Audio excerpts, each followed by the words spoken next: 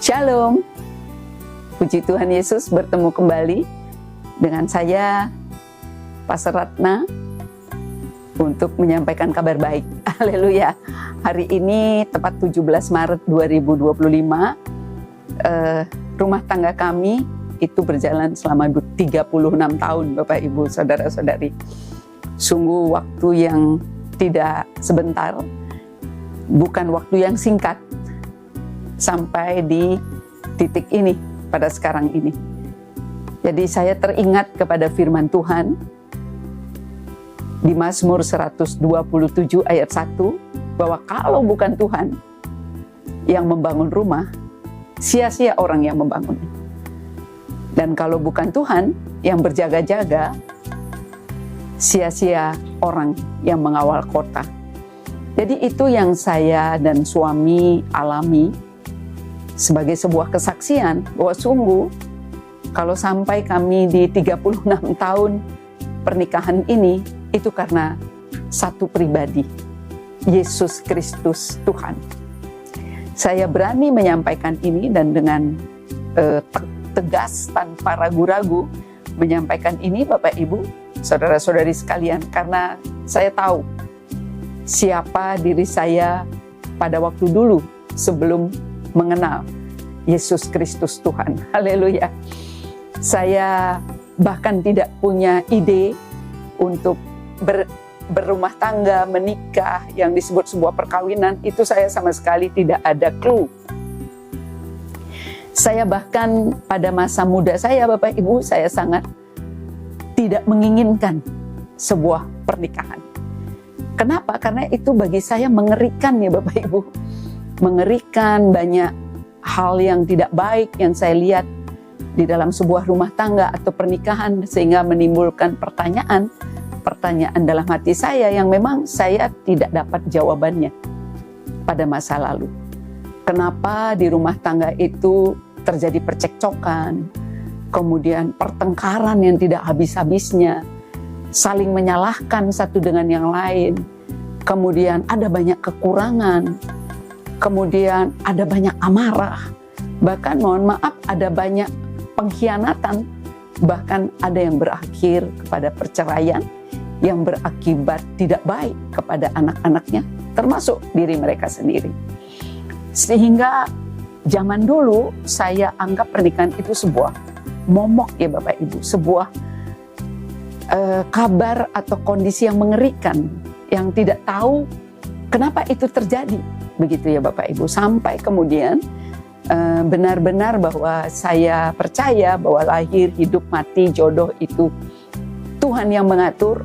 Sampai cepat cerita saya menikah, kemudian berbekal kepada keinginan untuk tidak menikah, dan kemudian berbekal dengan keinginan untuk tidak masuk ke dalam area yang disebut rumah tangga. Artinya bahwa saya memasuki pernikahan ini dengan sebuah pemikiran, sebuah konsep yang jauh dari kebenaran. Sampai suatu ketika saya menerima Yesus Tuhan sebagai juru selamat pribadi saya, sebagai Tuhan dan juru selamat pribadi saya di tahun 1999. Dan puji Tuhan Yesus, di tahun 95 tepatnya Bapak Ibu, saya kemudian melakukan satu tindakan Bapak Ibu, satu tindakan upacara pada waktu itu. Sebelum saya percaya Tuhan Yesus bersama suami saya, dan di situ selama 33 hari kami harus lakukan kegiatan itu. Saya dianjurkan oleh pembimbing rohani saya pada waktu itu untuk melakukan satu kegiatan semadi. Jadi kami tidak melakukan kegiatan apapun di malam itu kecuali berdoa. Jadi kami melakukan seperti puasa begitu Bapak Ibu, memutih, yang hanya boleh makan nasi putih, garam dan air putih selama 33 hari, tanpa tahu apa maknanya, apa tujuannya, apa maksudnya juga tidak tahu kenapa Saya lakukan ini karena saran daripada beliau, karena pada waktu itu saya sungguh-sungguh sudah pada titik kecapekan hidup Bapak Ibu.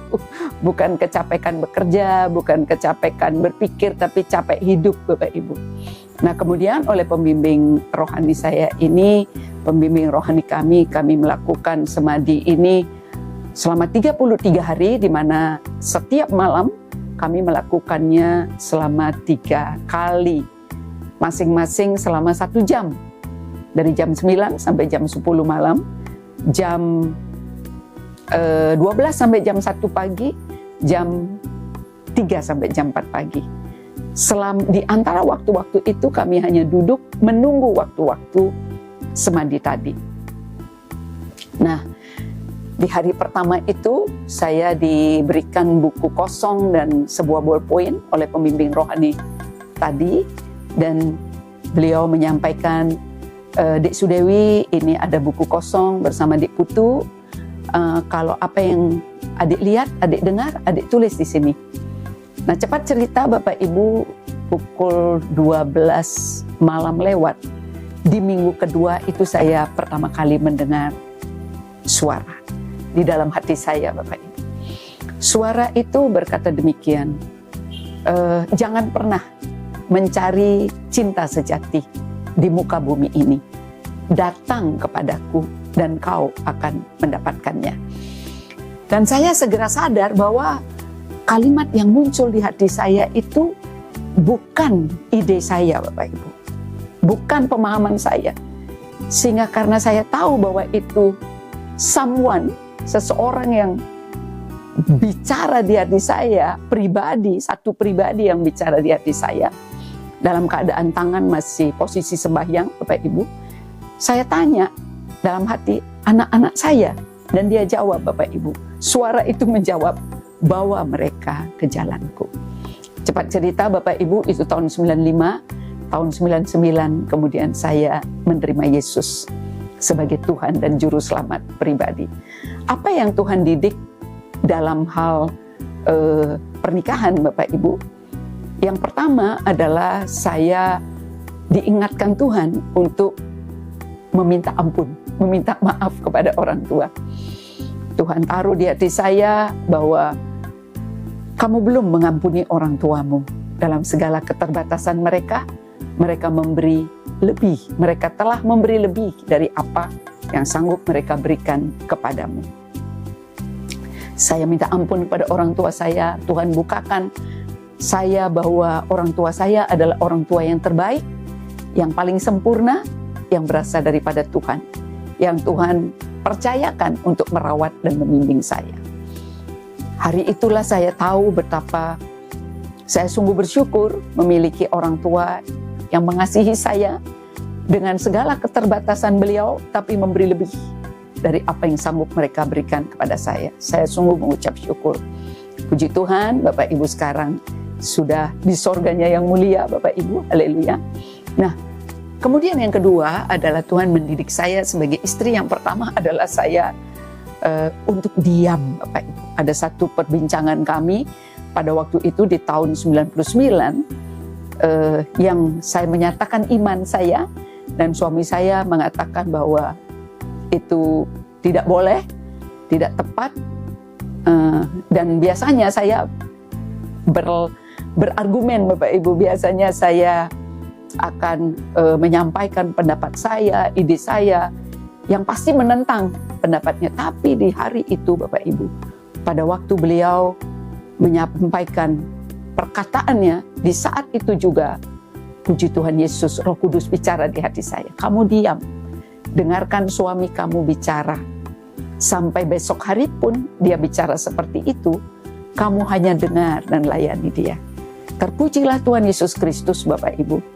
Di hari itulah saya dididik menjadi istri yang tunduk kepada suami. Saya diam, dan terlebih lagi tentu saya tunduk kepada perintah Tuhan untuk saya diam di depan suami tanpa melawan, tanpa membela diri. Tetapi pada saat itu Bapak Ibu, ada damai sejahtera, ada ketenangan, saya tidak merasa marah, saya tidak merasa direndahkan, saya merasa tidak ada yang disinggung dalam hidup saya. Saya mengalami sebuah perubahan, Bapak Ibu.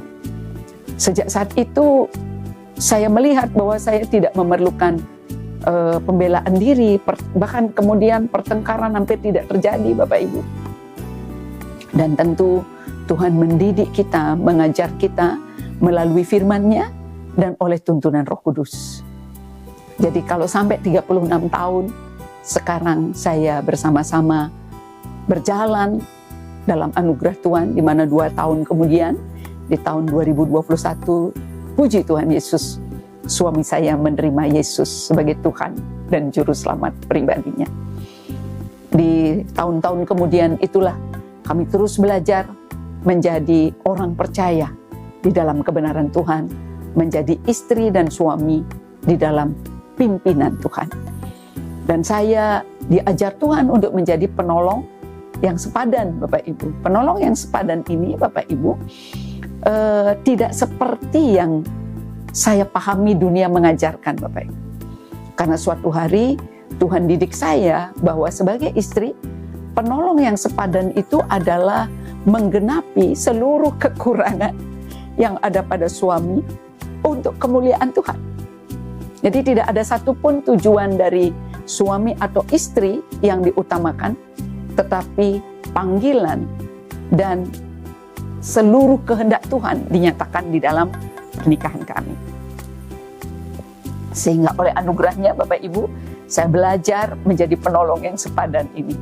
Karena suatu hari Tuhan ajar saya, penolong yang sepadan itu tidak seperti misalnya kalau sebuah rumah tangga perlu Rp1.000, Bapak Ibu, kemudian suami 1.000, artinya di dalam keuangan istri 0, itu sudah tidak masalah. Mungkin dia menolong di area yang lain. Tetapi Tuhan kemudian membawa pemahaman yang lebih kompleks, lebih dalam, Bapak Ibu, bahwa sekalipun misalnya suami 700, berarti saya istri 300. Suami 500, saya 500, demikian seterusnya. Sampai sekalipun suamimu 0, demikian Tuhan taruh pewahyuan, rema itu di hati saya, Bapak Ibu, kalau suamimu 0, kamu yang diberkati 1.000. Bahkan apabila dia minus 200, kamu yang akan kuberkati 1.200. Wow, itu powerful ya Bapak Ibu, penuh kuasa. Dan saya belum pernah mendengar penjelasan yang begitu menukik, tajam untuk seorang istri bagi saya, Bapak Ibu ya. Nah, sejak saat itu, bahkan pada hari itu juga saya katakan, Tuhan, kalau memang begitu, haleluya, teruskan Tuhan, berapa yang dibutuhkan untuk menolong suami secara sepadan ini, Tuhan lakukan seturut kehendak-Mu. Saya siap, saya hamba-Mu. Jadi dengan demikian, Bapak Ibu, puji Tuhan Yesus, hari lepas hari Tuhan menunjukkan bagaimana penggenapan kasih setianya, pencurahan kebaikannya itu untuk menggenapi 1.000 tadi itu melalui kehidupan kami yang saling support satu dengan yang lain. Dan Tuhan juga mendidik saya untuk menjaga kenapa pertengkaran ini jangan sampai terjadi, Bapak Ibu. Kalau kita lihat di Mazmur 133 ayat 1-3, Bapak Ibu, bahwa di mana ada kerukunan, ke sana Tuhan memerintahkan berkat kehidupan sampai selama-lamanya. Di ayat-ayat sebelumnya itu Bapak Ibu disebutkan, di mana ada kerukunan, sungguh alangkah baiknya, indahnya, karena seperti embun di Gunung Hermon mengalir ke Bukit Sion. Jarak Gunung Hermon ke Sion itu sekitar 450 km.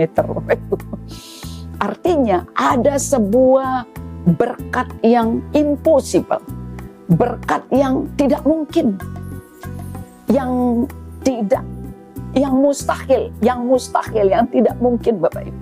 Tetapi di dalam kerukunan itu bisa terjadi karena kasih-Nya yang besar, janji-Nya yang sempurna.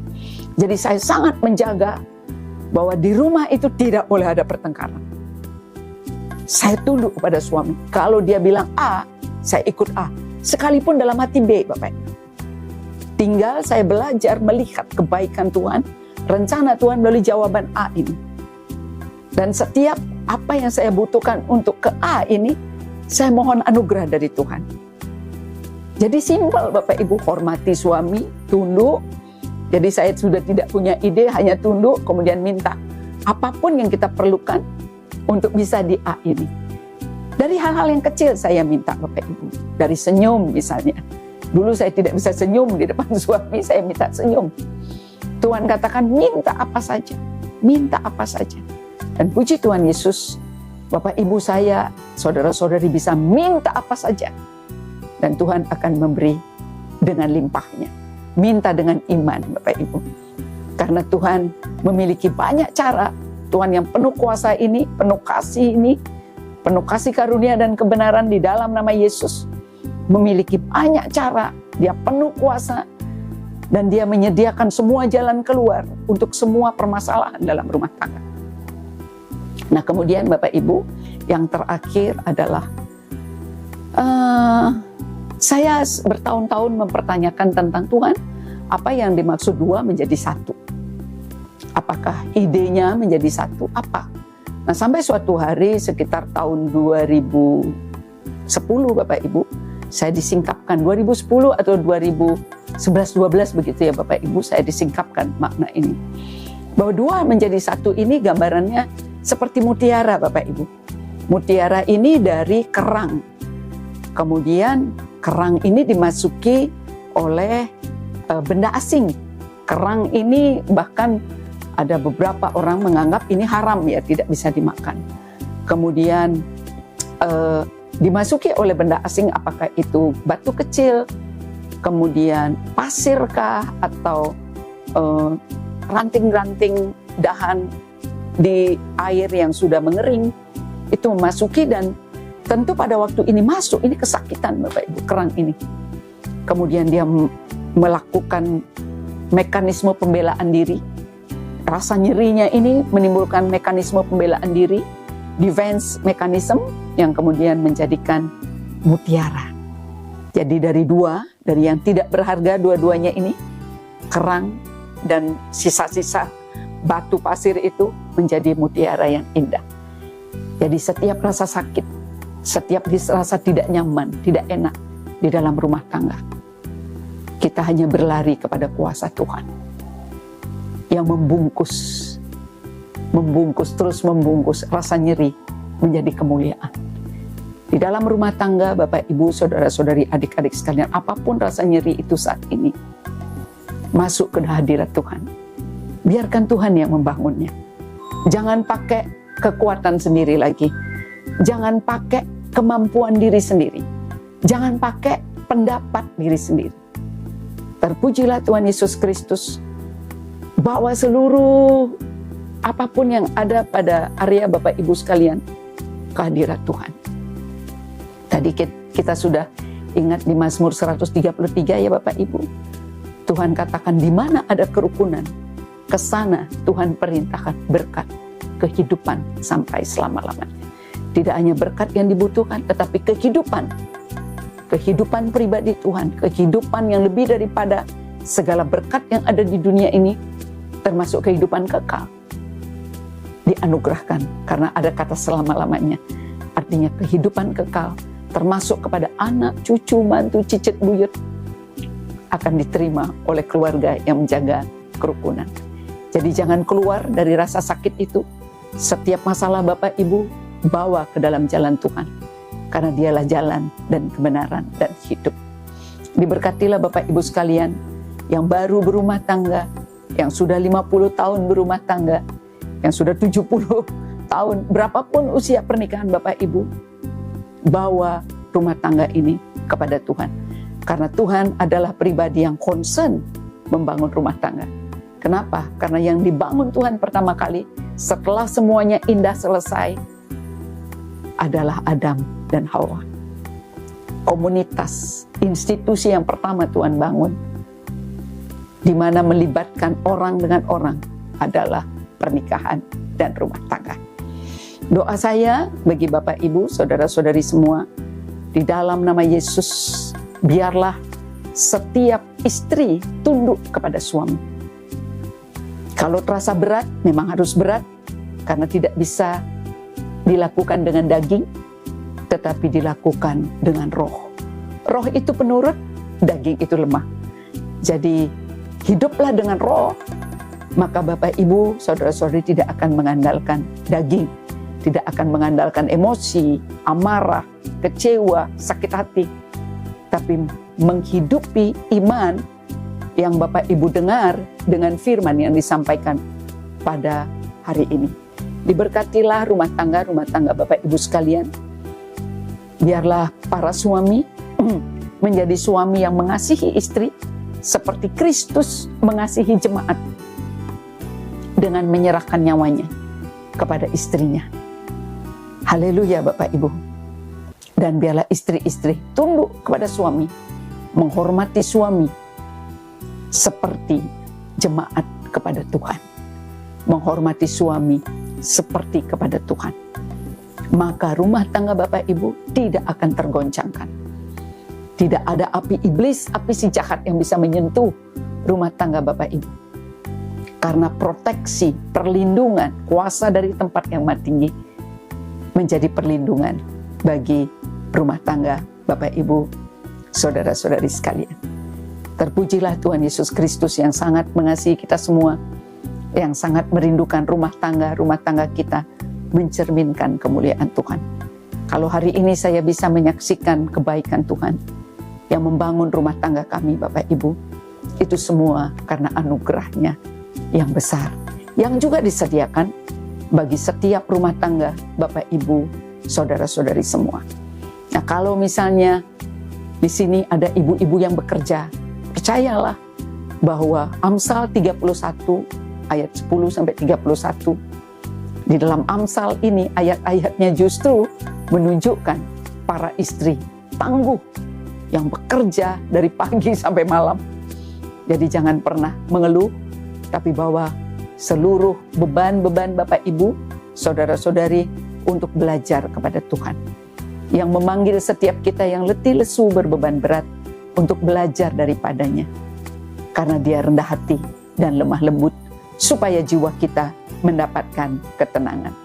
Pada waktu Bapak Ibu saudara-saudari menjadi rendah hati, maka percaya genap firman-Nya bahwa kita yang belajar dan mau menjadi rendah hati dan menjadi rendah hati diganjar dengan kekayaan, kehormatan dan kehidupan. Dan biarlah setiap kita menjadi semakin lemah lembut sehingga kitalah yang ditetapkan memiliki bumi. Sampai bertemu lagi pada episode berikutnya. Saya sangat suka membagikan tentang rumah tangga dan keuangan. Kenapa? Karena dulu saya ada di tempat di mana saya tidak mengerti jawabannya apa.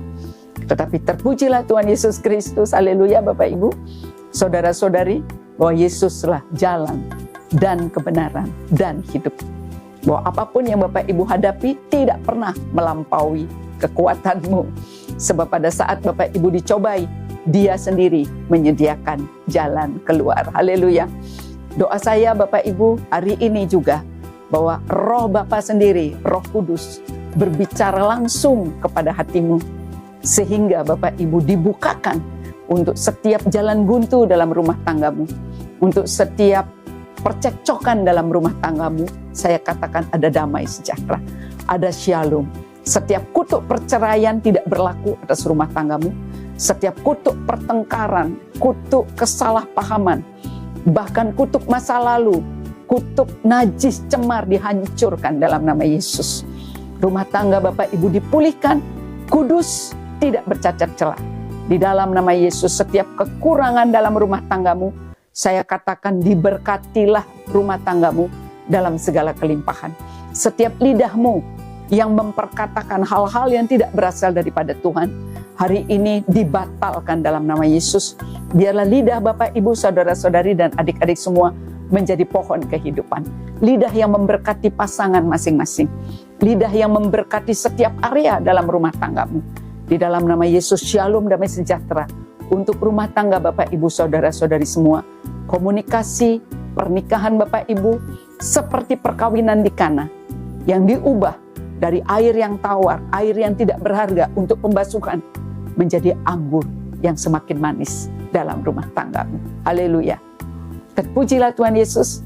Tuhan Yesus memberkati.